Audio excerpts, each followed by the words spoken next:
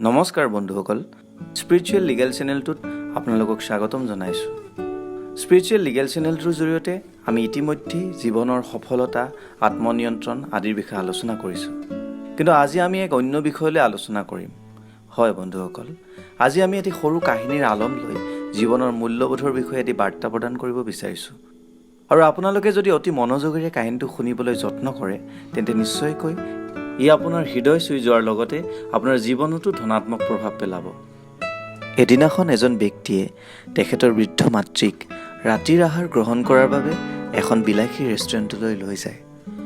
আৰু আহাৰ গ্ৰহণৰ সময়ত বৃদ্ধা মাতৃয়ে তেখেতৰ কাপোৰত খাদ্যবস্তুসমূহ পেলায়, যি ঘটনাই ৰেষ্টুৰেণ্টত উপস্থিত থকা অন্য ব্যক্তিসকলৰ মনত অসন্তুষ্টিৰ ভাৱ জগাই তোলে। আৰু কিছুসংখ্যক ব্যক্তিয়ে বৃদ্ধাজনীক ঘৃণাৰ দৃষ্টিৰেও চাবলৈ আৰম্ভ কৰে।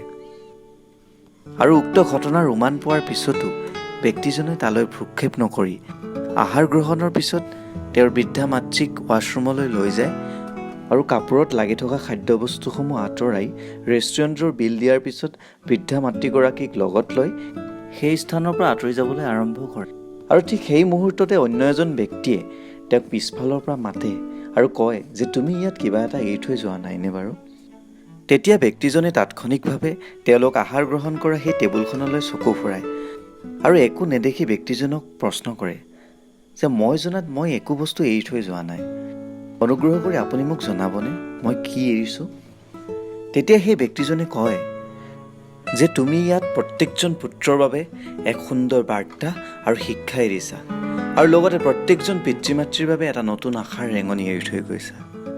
হয় বন্ধুসকল, উক্ত ব্যক্তিজনে ক'ব বিচাৰিছে যে যিসকল ব্যক্তিয়ে তেওঁলোকক প্ৰত্যক্ষ কৰিছিল, প্ৰত্যেকেই তেওঁলোকৰ জীৱনত এটা শিক্ষা লাভ কৰিছিল যে নিজৰ বৃদ্ধ পিতৃ মাতৃক সেৱা কৰাটো জীৱনৰ এক মহত্বপূৰ্ণ কাৰ্য। কিন্তু আজিৰ দিনত তাৰ এক ওলোটা প্ৰতিবিম্বহে দেখিবলৈ পোৱা যায়। কিছু জ্ঞান, কিছু টকা পইচা প্ৰাপ্তি হোৱাৰ পিছত নিজৰ পিতৃ মাতৃক ঘৃণাৰ দৃষ্টিৰে চাবলৈ লয়। কিছু জ্ঞান প্ৰাপ্তিৰ পিছতেই নিজৰ শিক্ষাগুৰুক নিকৃষ্ট দৃষ্টিৰে চাবলৈ লয়। হয় বন্ধুসকল, এইবোৰ হৈছে জীৱনৰ কিছুমান মূল্যবোধ, যিবোৰে এজন ব্যক্তিক পূৰ্ণতা প্ৰদান কৰে আৰু সফলতাৰ দিশে আগুৱাই লৈ যায়।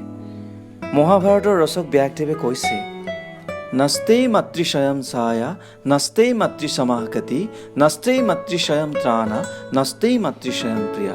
ইয়াৰ অৰ্থ হ'ল মাতৃৰ সমান কোনো প্ৰিয় হ'ব নোৱাৰে, কোনো প্ৰতিৰোধী শক্তি হ'ব নোৱাৰে আৰু কোনো মাৰ্গদৰ্শকো হ'ব নোৱাৰে। আপোনালোকে নিজৰ মা, দেউতা আৰু শিক্ষাগুৰুক সদায় শ্ৰদ্ধা, ভক্তি আৰু মৰম কৰক, জ্যেষ্ঠজনক সন্মান কৰক, সৰুসকলক মৰম কৰক, আৰু এইসমূহ জীৱনৰ মূল্যবোধ বজাই ৰাখিলে আপোনাৰ জীৱন এক সুদিশলৈ গতি কৰিব, যিয়ে আপোনাৰ জীৱনটো শান্তিময় কৰি তুলিব। এইখিনিতে মোৰ ভিডিঅ'টো সম্পূৰ্ণকৈ চোৱাৰ বাবে আপোনালোকক ধন্যবাদ জনালোঁ।